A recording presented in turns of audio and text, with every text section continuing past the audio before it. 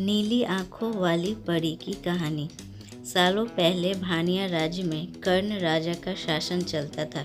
राजा का दिल बहुत साफ था। वह हर त्योहार के दिन लोगों को दान देते थे। एक दिन वह दान देने के अवसर पर राजमहल में दान लेने वालों की भीड़ लग गई। राजा ने सबको भर भर कर दान दिया। अंत में कमर को झुकाते हुए एक महिला राजा के पास दान लेने के लिए पहुंची, लेकिन तब तक राजा के पास दान देने के लिए कुछ भी नहीं बचा। राजा ने तुरंत अपने गले से हीरे का हार निकालकर उस महिला को दे दिया। वह महिला राजा के सिर पर हाथ फेरते हुए आशीर्वाद देकर चली गई। अगले दिन राजा अपने बगीचे में बैठकर सोच रहे थे कि मेरे जीवन में एक पुत्र की कमी है।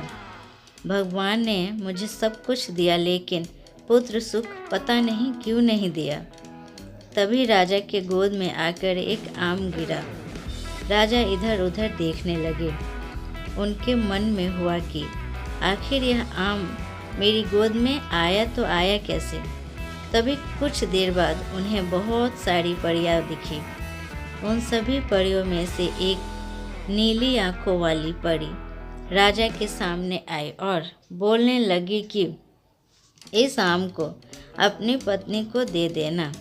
यह आम तुम्हें पुत्र रत्न देगा। इसे खाने के 9 महीने बाद ही तुम्हारी पत्नी माँ बन जाएगी। वैसे तुम्हारे भाग्य में पुत्र सुख तो नहीं है, लेकिन तुम दिल के साफ हो और बहुत दानी हो, इसलिए तुम्हें यह सुख मिला है।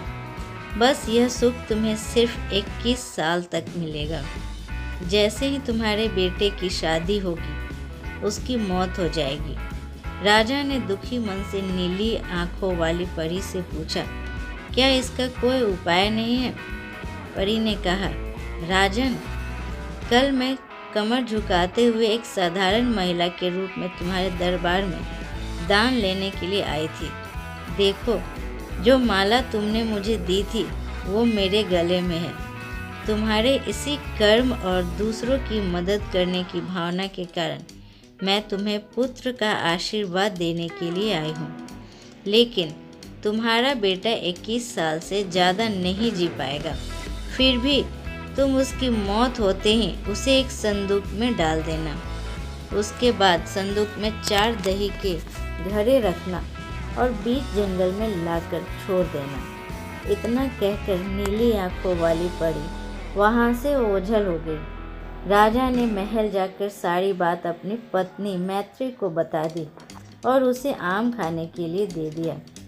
राजा की पत्नी ने आम खाने के ठीक 9 महीने बाद एक पुत्र को जन्म दिया। बेटा होने की खुशी में राजा ने बहुत बड़ा जश्न रखा। जश्न के बाद बेटे का नाम देव रखा गया। होते होते राजकुमार देव की उम्र 21 साल की हो गई। उसके विवाह के लिए प्रस्ताव आने लगे। राजा ने एक बुद्धिमान लड़की वत्सला से अपने बेटे की शादी करा दी। शादी के कुछ ही दिनों के बाद नीली आंखों वाली परी की बात सच हो गई और राजा का बेटा देव मर गया। राजा और रानी नीली आंखों वाली परी की बात भूल गए थे। जब देव के अंतिम संस्कार के लिए राजा लोगों के साथ शमशान की ओर बढ़ने लगे, तो राजा को परी की बात याद आ गई। तुरंत राजा ने सबको एक बड़ा सा संदूक और 4 दही के घड़े लाने के लिए कहा।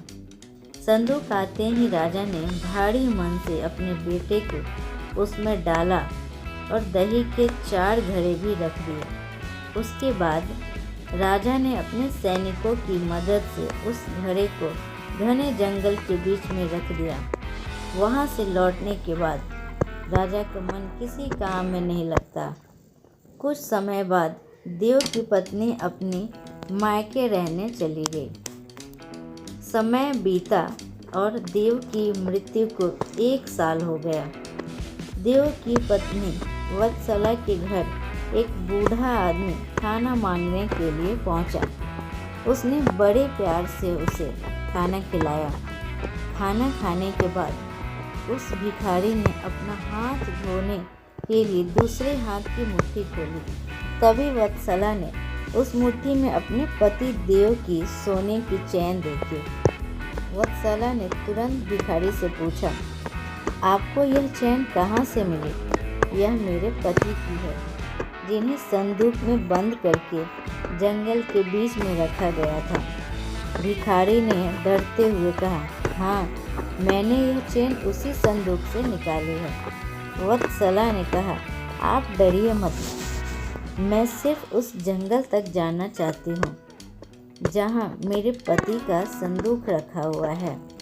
भिखारी ने कहा, वह भयानक जंगल है, मैं आपको वहाँ तक नहीं लेकर जा पाऊँगा। हाँ, आप चाहो तो मैं आपको उस संदूक से थोड़ी दूर ले जाकर छोड़ सकता हूँ। वत्सला तेजी से भिखारी के साथ जंगल तक पहुँची। घने जंगल से पहले ही भिखारी वहाँ से चला गया।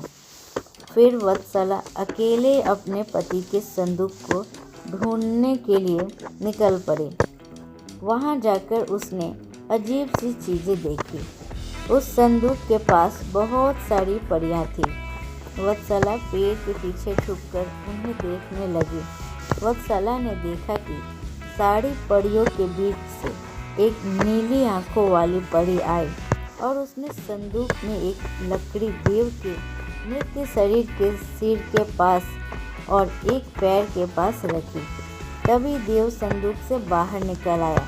परियों ने देव को मिठाई खिलाई और दोबारा संदूक के अंदर डालकर लकड़ियों की स्थिति बदल दी। रोज रात को नीली आंखों वाली परी इसी तरह से देव को संदूक से बाहर निकालती और फिर उसी में भेज देती थी। वत्सला डरते हुए उसी जंगल में फल खाकर 3 से 4 दिन तक यह सब देखती रही। एक दिन वत्सला ने ही संदूक खोलकर नीली आंखों वाली परी की तरह ही लकड़ी की स्थिति को बदला। तभी देव संदूक से बाहर निकल आया। देव ने जैसे ही अपनी पत्नी को देखा, वह हैरान हो गया। देव कुछ बोल ही रहा था कि अचानक वत्सला बोल पड़ी, मैं आपको इस जंगल में इस स्थिति में रहने नहीं दूंगी, आपको मेरे साथ चलना ही होगा। देव ने वत्सला को समझाते हुए कहा, मैं नीली आंखों वाली परी की वजह से इस दुनिया में आया हूँ। मैं उनकी आज्ञा के बिना कहीं भी नहीं जा सकता। तुम मेरे संदूक में रखा हुआ एक घड़ा अपने साथ लेकर मेरे राज्य चली जाओ। वहाँ छुपकर रहना। तुम्हें 9 महीने बाद एक पुत्र होगा, तब मैं तुमसे मिलने आऊँगा। अब तुम लकड़ी की स्थिति बदलकर मुझे पहले की तरह संदूक में जाने दो। वत्सला ने अपने पति के कहे अनुसार ही किया। सबसे पहले संदूक में पति को भेजा, फिर वह दही का एक घड़ा लेकर रूप बदलने के बाद राजमहल पहुंची और रानी को चिट्ठी भेजकर रहने के लिए जगह मांगी। रानी ने दया करके उसे राजमहल के पास ही एक कमरा रहने के लिए दे दिया। जब रानी को पता चला कि वह गर्भवती है, तो रानी उसका ख्याल भी रखने लगी। जब वत्सला ने बच्चे को जन्म दे दिया, तो देव उससे मिलने के लिए आया। उस समय रानी पास से ही गुजर रही थी। उन्होंने तुरंत अपने बेटे को पहचान लिया। रानी सीधे देव के पास पहुंची और पूछने लगी, यह तुम्हारी पत्नी है, यह तुम्हारा पुत्र है, तुम जीवित हो, अब मैं तुम्हें कहीं नहीं जाने दूंगी। देव ने कहा, माँ, मैं आपके साथ नहीं आ सकता हूँ। इसका एक ही उपाय है, आपको अपने पोते के लिए एक उत्सव रखना होगा। आप उसमें सारी परियों को बुलाइए। जब परियां आ जाए तो नीली आंखों वाली परी का बाजूबंद किसी भी तरह निकाल कर जला देना। उसके बाद नीली आंखों वाली परी से मेरे जीवन का वरदान मांग लेना। इतना कहकर राजकुमार देव वहाँ से चला गया। उसकी माँ ने दुखी मन से उसे विदा किया।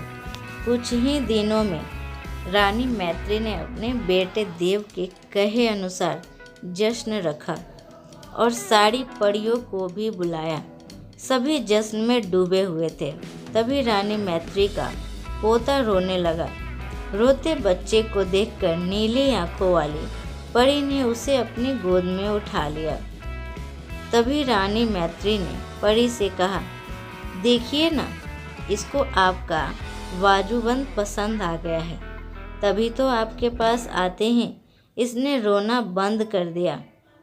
क्या आप कुछ देर के लिए अपना बाजूबंद इसे खेलने के लिए दे सकती हैं?